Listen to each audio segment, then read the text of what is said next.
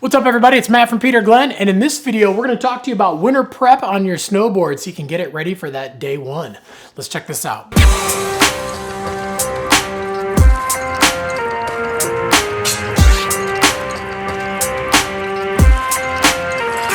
All right, so just as much as you have to summer prep your board, you do actually have to winter prep your board. And if you're not sure what the summer prep is, we will have a link down in the description below. But when you do get your board ready for winter, you want to make sure that everything is ready to go, because the worst thing is to get super excited for day one and then get out there and find that you forgot to do something. So winter prepping your snowboard is actually a very, very easy thing to do. So right off the bat, if you already had your bindings mounted on the snowboard, then you don't have to worry about anything there. But if you do take your bindings off, which is something that some people like to do, it's not something you absolutely have to do in summer prep, but if you do like to do it just for storage purposes, then you definitely want to get those things mounted again. And it's actually a pretty easy thing to do. If you already know what your stance is, basically take that hardware, get your bindings all measured out, get it mounted and get it set exactly where you did have the bindings mounted.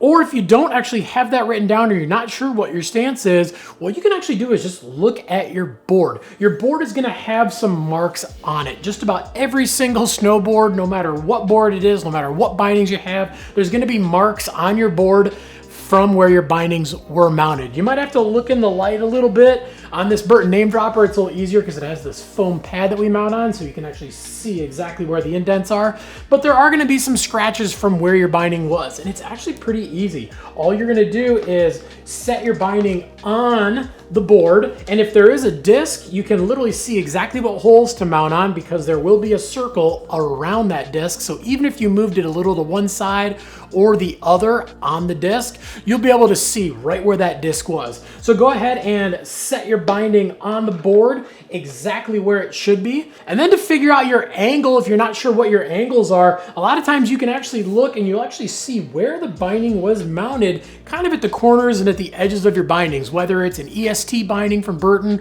or whether it's a regular disc binding. You'll be able to, again, see those marks so you can figure out exactly what that angle is. Set that binding on there and line it up perfectly with those marks on the board, and then that way you'll know that you have the angle, the width, and everything right. So once we get that all set, we're obviously just gonna go ahead and screw those bindings down and get that hardware nice and snug.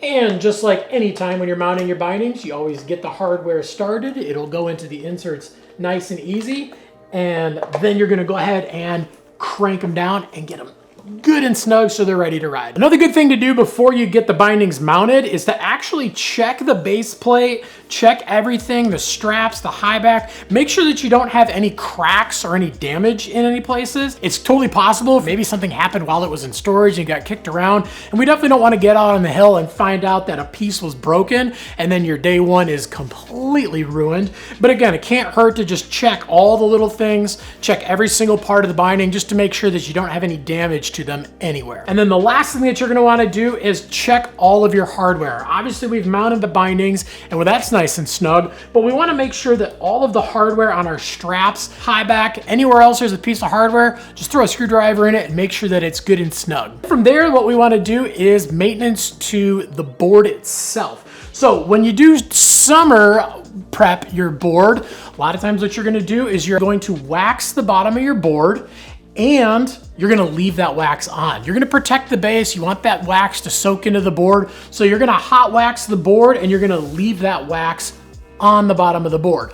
So when you take it out of storage, next thing you're gonna wanna do is you're gonna wanna scrape it. You wanna scrape all that wax off just like a regular hot wax on a board, because once you get all that hot wax off of the board, then the board's gonna be super, super fast. But if you do leave that wax on the board and you forget to scrape it, the board's gonna be slow and it's gonna soak up a lot of gunk and stuff. And then from there, what we're gonna wanna do is check the edge of your board. If you got any nicks or scrapes or even any chips and stuff in the board, you're gonna wanna clean those up. I like to take a razor blade and just kind of trim off some of those extra little pieces, those little nicks that are popping up. If you do have a piece that's peeling up, you're gonna wanna glue that down. But again, just make sure that the top of the board is nice and clean so you're not gonna run into any risk of hitting it on something, getting it caught on something, and damaging the top sheet any further. So as you can see, this is actually a very, very easy thing to do, and it really doesn't take that long. You just gotta scrape it, clean it up, mount the bindings, make sure everything's tight, and you're ready to ride. But if you got any questions beyond what we talked about in the video, definitely leave some comments down below. We are on there every single day trying to answer those questions. We obviously want to make sure we can get you into some rad gear, but most importantly, we want to make sure that it's 100% ready for you to ride. Also, make sure to like, subscribe, and definitely get that notification bell on too so you can find out when all the new videos drop. And make sure to get that board all ready to go and get out and ride day one, because any day of riding is a good day of riding.